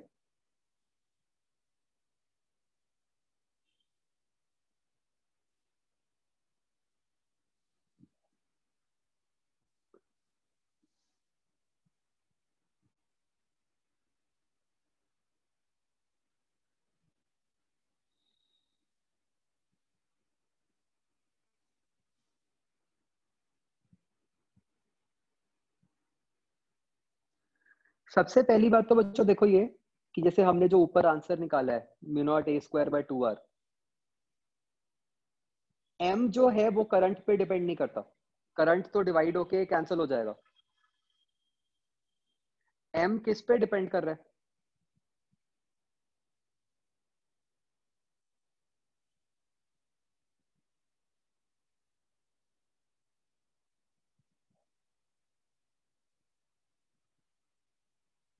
ज्योमेट्री, मतलब कोई डिस्टेंस, एरिया, एक्सेट्रा टर्म्स होंगी, तो एम सिस्टम की ज्योमेट्री पे डिपेंड कर रहा है और किस पे डिपेंड कर रहा है? मीडियम पे, क्योंकि म्यू नॉट आ रहा है। हमें मतलब ये नहीं पर्टिकुलरली बात करनी कि ज्योमेट्री में क्या आएगा, एरिया आएगा, रेडियस आएगा, लेंथ आएगा, क्योंकि वो तो हर सिस्टम के लिए अलग अलग आएगा। ठीक है, तो बस हम ये कहेंगे कुछ ज्योमेट्रिकल प्रॉपर्टीज पे डिपेंड करेगा और मीडियम पे डिपेंड करेगा।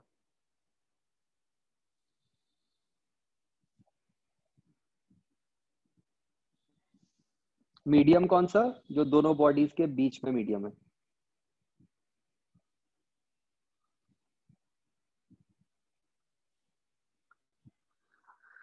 बिल्कुल, ये सेम प्रॉपर्टी बच्चों हमने किसके लिए लिखी थी?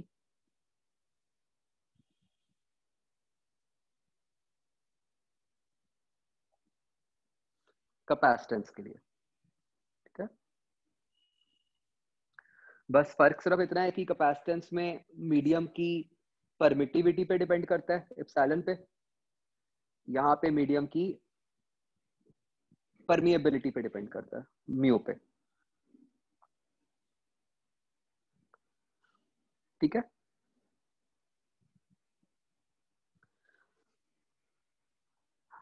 तो बच्चों हमें अगेन अभी फिलहाल हमें नहीं पता कि सर्किट में एम का क्या यूज होगा, वो अभी सीखेंगे हम। बट हमें ये समझ आ रहा है कि एम से हमें फायदा क्या है कि भाई अगर मुझे एम पता है तो मैं सीधा दूसरी बॉडी के अक्रॉस फ्लक्स लिख सकता हूं। मतलब वो इंटीग्रेशन करके जो हम फ्लक्स निकालते थे वो वाला काम खत्म हो गया, है ना? आप तो सीधा ही अब अगर आपको एक सिस्टम की मैं म्यूचुअल इंडक्टेंस बता दूं तो आप एक बॉडी के करंट के कारण बता दोगे ना कि दूसरी बॉडी में कितना फ्लक्स प्रोड्यूस हुई।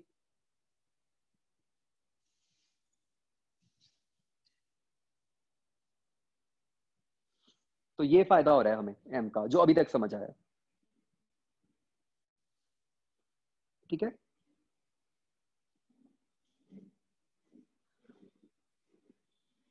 अगला बच्चों लिखो यूनिट्स क्या बने इसके।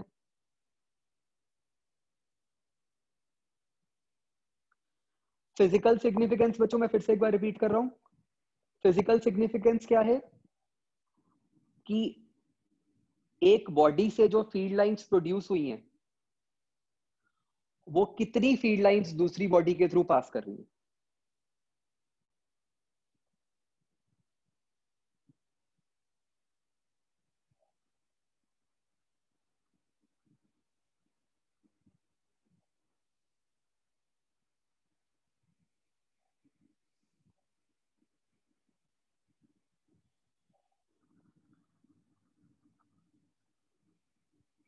ठीक है, अभी मैं उसका एग्जांपल लूंगा, आपको और क्लियर हो जाएगा कि हम एकदम फिजिकली देख के कैसे बता सकते हैं। हाँ बच्चों, यूनिट्स ऑफ एम बताओ क्या बन गए।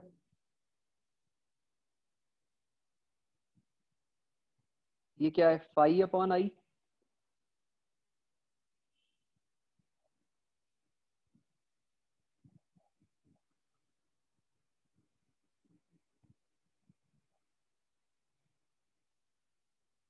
ये क्या बन गया? Weber upon ampere.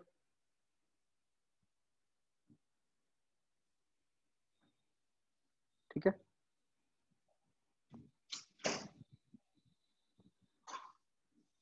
इसको बच्चों हम कहते हैं एज हेनरी।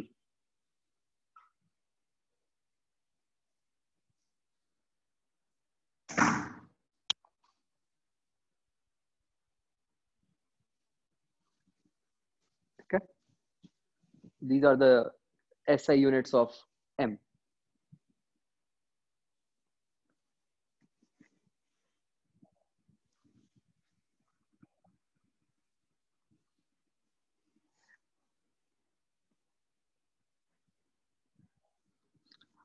जो बच्चों M की सबसे इंपॉर्टेंट प्रॉपर्टी है वो क्या है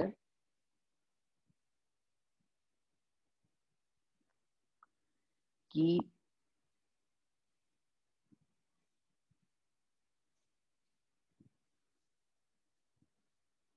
आप चाहे phi 2 by I1 करो, चाहे phi1 by i2 करो, m जो है वो सेम आएगा। ठीक है, तो इस प्रॉपर्टी को बच्चों बहुत ध्यान से समझना है। सारा खेल इस प्रॉपर्टी का है। रीजन मतलब हम इसको प्रूव नहीं कर सकते, इसकी maths is very complicated, but it so turns out कि ये वैल्यू सेम आती है। ठीक है, तो मतलब हम जब कभी भी म्यूचुअल इंडक्टेंस की बात करते हैं तो उसमें कोई कंपल्सरी नहीं है कि कोई मतलब कि आपने 2 किस बॉडी को लेना है और 1 किस बॉडी को लेना है। ठीक है, तो मतलब जो पहले क्वेश्चन, एक सेकंड,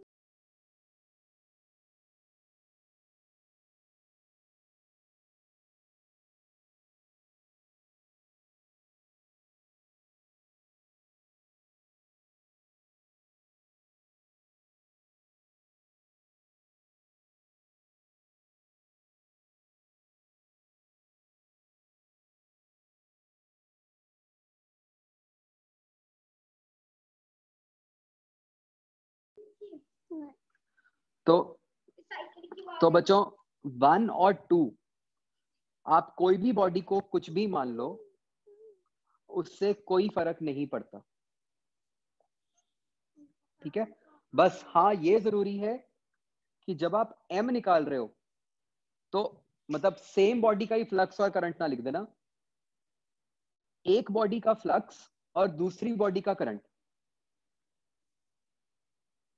ठीक है,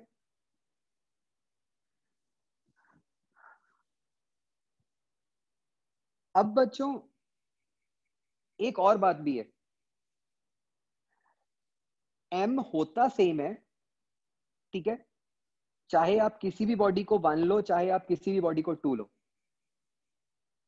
लेकिन आप कैलकुलेट जो करोगे, मतलब आप जो कैलकुलेट कर पाओगे वो एक पर्टिकुलर केस के लिए ही कर पाओगे। जैसे फॉर एग्जांपल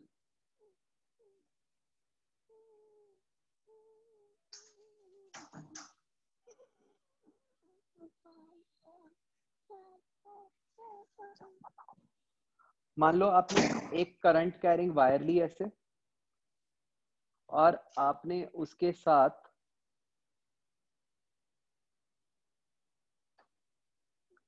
कुछ डिस्टेंस पर एक स्क्वायर लूप ले लिया। ठीक है, तो आप, हमने क्वेश्चन किया हुआ है कि आप इस स्क्वायर लूप के थ्रू, स्क्वायर है या रेक्टेंगुलर लूप है, आप इस रेक्टेंगुलर लूप के थ्रू फ्लक्स निकाल सकते हो,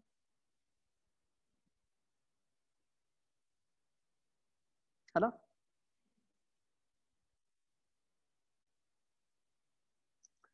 तो अगर आपको इस केस में m निकालना है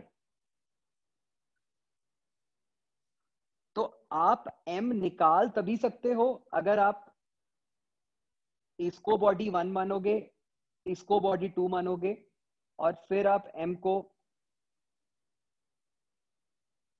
phi2/i1 लिख दोगे, राइट।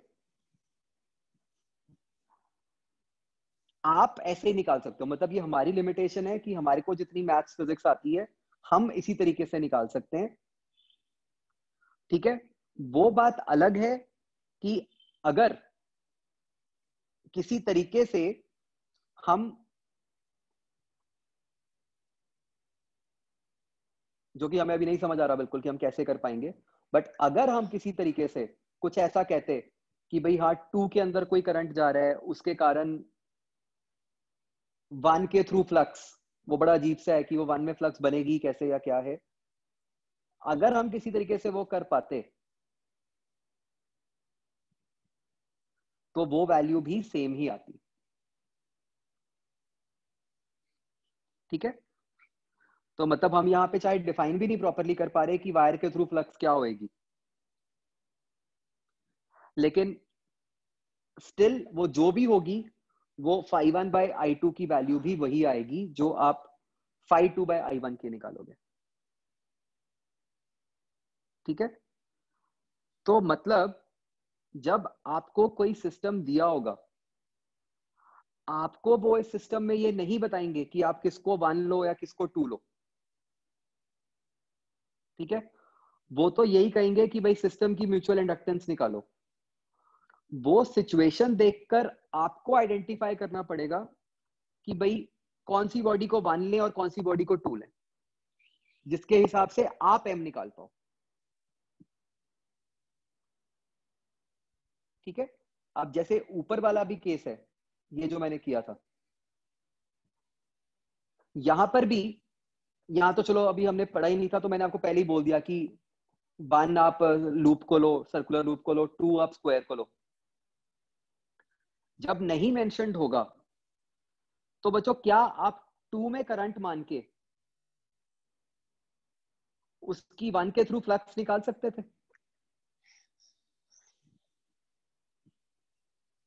वो हम नहीं निकाल पाते कि एक स्क्वायर लूप के कारण उससे किसी बाहर वाले किसी डिस्टेंस पे फील्ड कितनी है, वो तो हमारे को लिखनी बड़ी मुश्किल हो जाती, और वो भी मे बी अलग अलग पॉइंट्स पे अलग अलग आती, तो वो पूरे बड़े लूप के लिए उसको इंटीग्रेट करना भी बहुत दिक्कत हो जाती,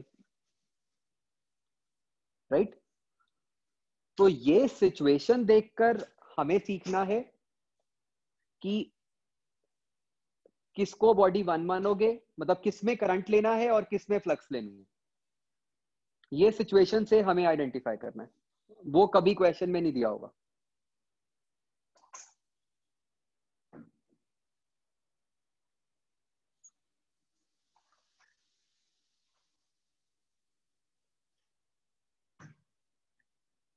ठीक है?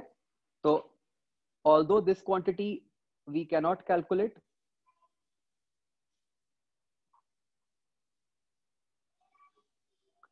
but still we know कि उसकी वैल्यू वही आएगी। बच्चों कई बार उल्टा भी कर देते, मतलब कई बार कंफ्यूज करने के लिए आपको जान के वो दे भी ऐसे देंगे कि भाई 2 में करंट जा रहा है, बताओ 1 के थ्रू क्या फ्लक्स है, ठीक है? जो कि आप निकाल ही नहीं सकते, ठीक है? तो बट आपको बस यही यूज करना है कि चाहे ऐसे निकालो चाहे उल्टा करके निकालो, बात तो सेम ही बनेगी।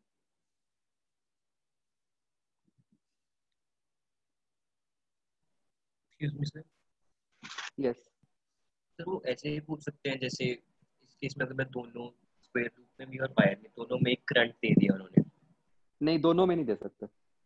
फिर तो सर सीधे ऑब्वियसली हो जाएगा जिसमें करंट है बस उसी के कारण मैग्नेटिक फील्ड, नहीं वो तो देंगे ही नहीं ना करंट, किसी वो में तो नहीं आपको देंगे। बस किसी में भी नहीं देंगे।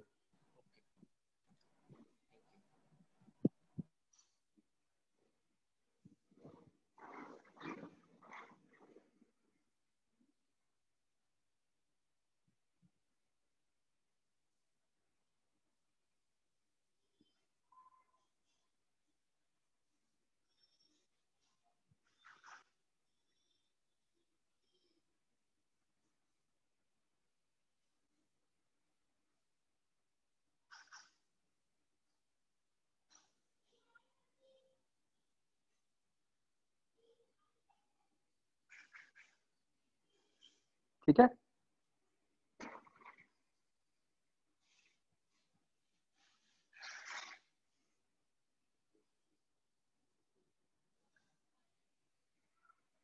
तो जैसे मैं आपको बच्चों कह रहा था,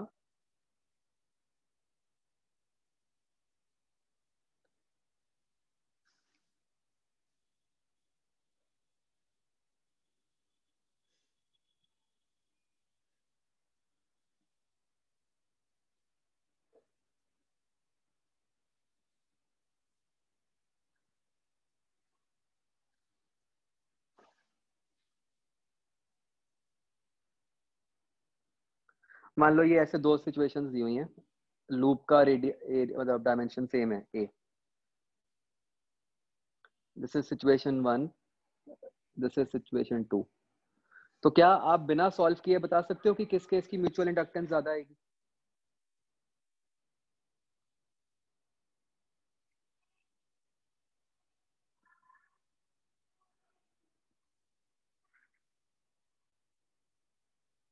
राइट? ऑब्वियसली 1 की आएगी, क्योंकि हमें दिख रहा है कि भाई 1 में से ज्यादा फील्ड लाइंस निकलेंगी, ठीक है ना? तो इस तरीके से आपको मतलब सिचुएशंस आइडेंटिफाई करनी आनी चाहिए कि भाई हाँ यहाँ पे M1 is greater than M2।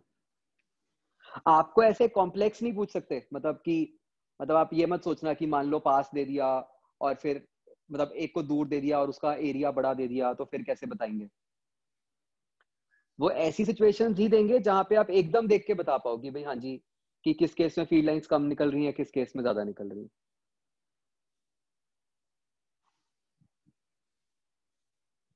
Okay चलो भाई आज लेट हो गए। हाँ जितेश। सर जो रोटेटिंग रॉड वाला केस था हम्म उसमें स्टेडी करंट फ्लो करेगा वो तो या डिपेंड वेरिएबल करे, करंट? स्टेडी करेगा, मतलब अगर आपका रेजिस्टेंस कांस्टेंट है तो करंट भी कांस्टेंट ही आएगा। सर वो पोटेंशियल डिफरेंस वाले में हम पोटेंशियल डिफरेंस IR से नहीं निकाल सकते, VA माइनस VB? कौन सा अगर वाला करंट केस? स्टेडी है, जो जनरल केस लिखा था। नहीं बट आई तो था ही नहीं ना अभी, मतलब आई तो तब आएगा अगर आप कोई सर्किट कंप्लीट करोगे। पहले तो EMF आएगी ना। Yes sir.